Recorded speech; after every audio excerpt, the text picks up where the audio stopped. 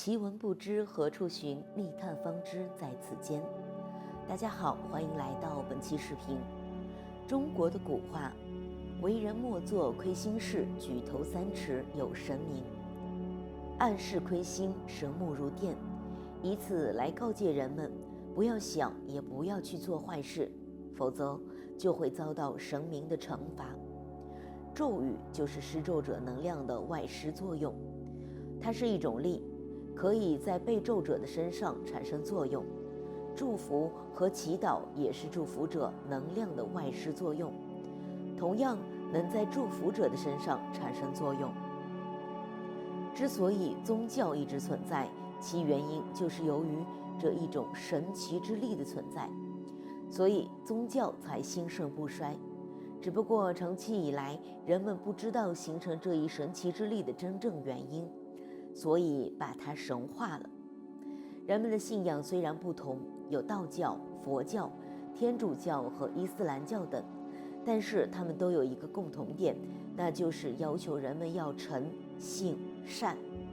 站在接人待物的角度而言，诚就是对人要诚实，信就是对人要讲信誉，善就是要与人为善，多帮助别人。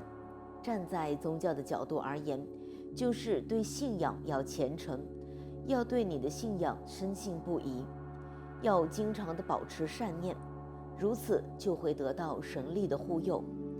其实咒语的道理很简单，用鲁迅的话说，就是千夫所指，无疾而终。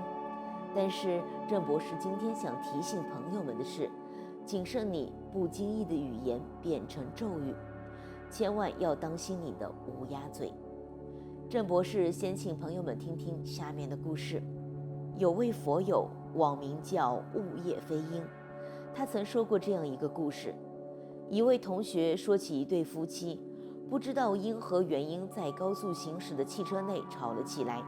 年轻的妻子忍不住心中的怒火，冲口对驾车的丈夫吼道：“你去死吧！”怒气冲天的丈夫看着妻子一眼，什么也没说，借着饭后的一股酒劲儿，一把方向盘冲向了迎面驶过来的一辆大货车。惨剧发生了，他死了，他幸运地活着。因此我也想到了家里的一个远房亲戚，他们都是结婚几十年的老夫老妻了。那年丈夫突然向妻子提起想回自己多年未去的内蒙古老家看看，妻子是坚决不同意，但是丈夫还是执意坚持。末了妻子拗不过他，在他临走的时候狠狠地对他说：“去吧去吧，死在那边，别回来了。”真是应了妻子的狠话。她相濡多年的丈夫在老家突发心脏病，死在了那边。发生在两对夫妻身上的真实故事让我深深的反思，两对夫妻都没有什么深仇大恨，只是对和自己生活 N 年的亲人，心不再设防，毫无禁忌，应该说的与不该说的脱口而出。他们以为说话就像是自己的左手打了一下自己的右手一样容易，不再考虑对方的感受和自尊。殊不知，感情再好的夫妻，说话也要尊重对方，给对方留余地，给自己留下空间。不要随便对你的爱人下咒语，如果没有应验，也会伤了对方；如果应验，就是伤了你自己，害了你的爱人，毁了家庭。老邢提醒朋友们注意，千万不要随意说出咒人的话，无论是相亲相爱的夫妻之间，还是同事朋友之间，都要口中留情，不能不管不顾地放肆去说。下面5句话是很多朋友都会不经意说的话：一，你去死吧，诅咒人家去死；二，你一辈子受穷，诅咒人家无钱；三，你这没用的东西，诅咒男人性无能、钱无能、权无能，或者诅咒孩子学业无能等；四，你打一辈子光棍儿，诅咒他人一生没有配偶；五，你这个小人，诅咒他人变小人，结果自己经常遭遇小人捣鬼。当然还有很多不好不吉祥的话，郑博士就不在此举例了。有一句话相信朋友们都听说过，好事不出门，恶事行千里。与此类似的就是好话不显灵，坏话尽成真，谨慎你我他的乌鸦嘴。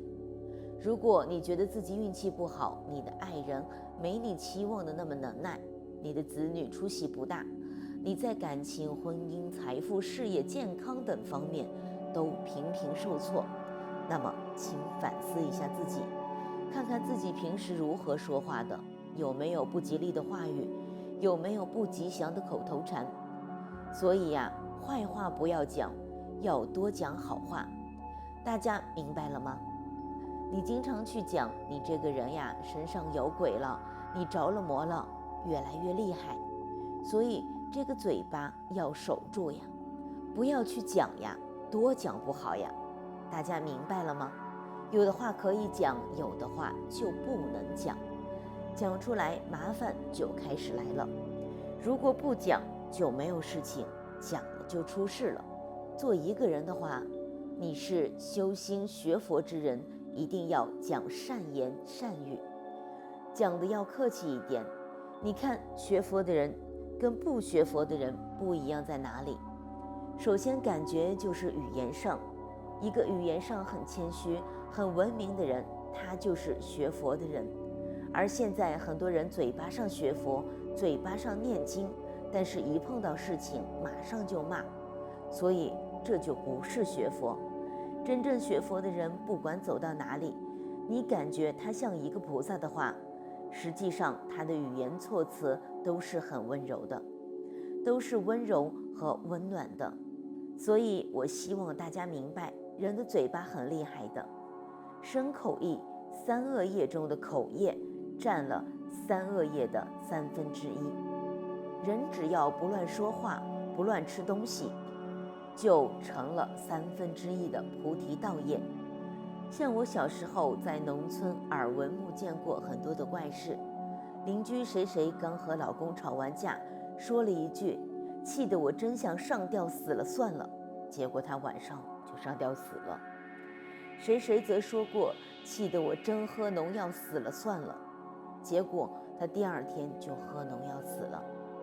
还有跳楼跳河撞车等自杀死的人，在死前10有8九都有说以上一类的不吉利的话。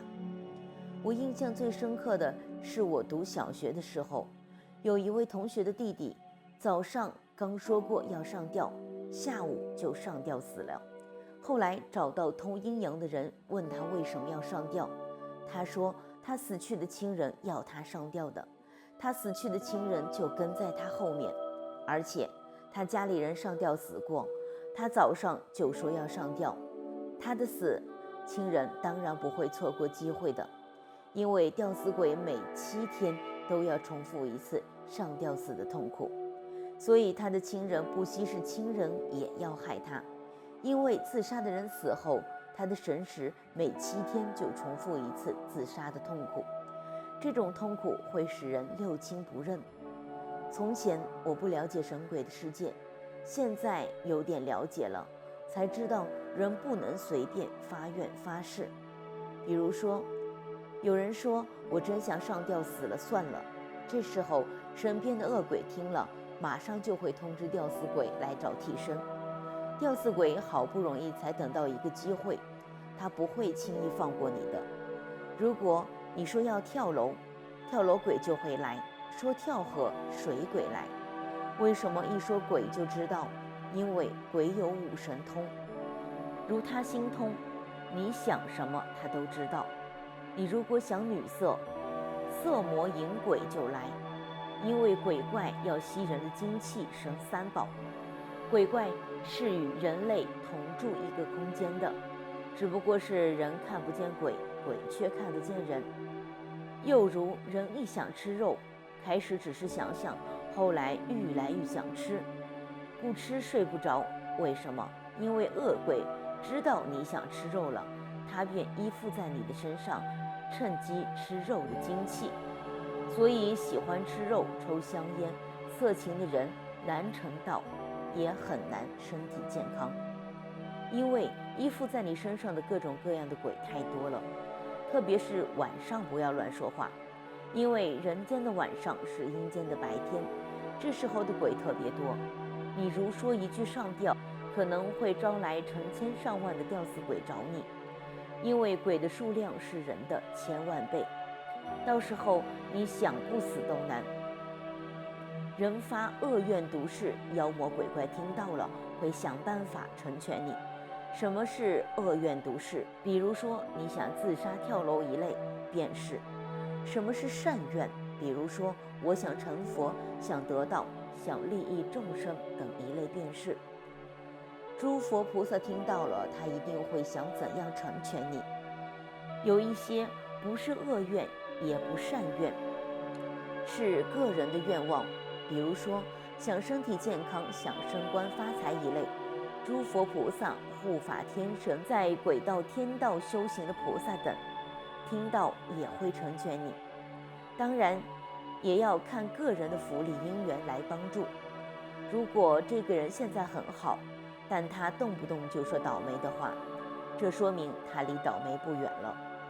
如果这个人现在很倒霉，但他很开朗，说明他的倒霉很快就过去了。再强调一次，说恶言恶愿，妖魔鬼怪会成全你；发善心善言善愿，诸佛菩萨、诸法护法会成全你。好了，今天的分享就到这里了，希望对你有多启发。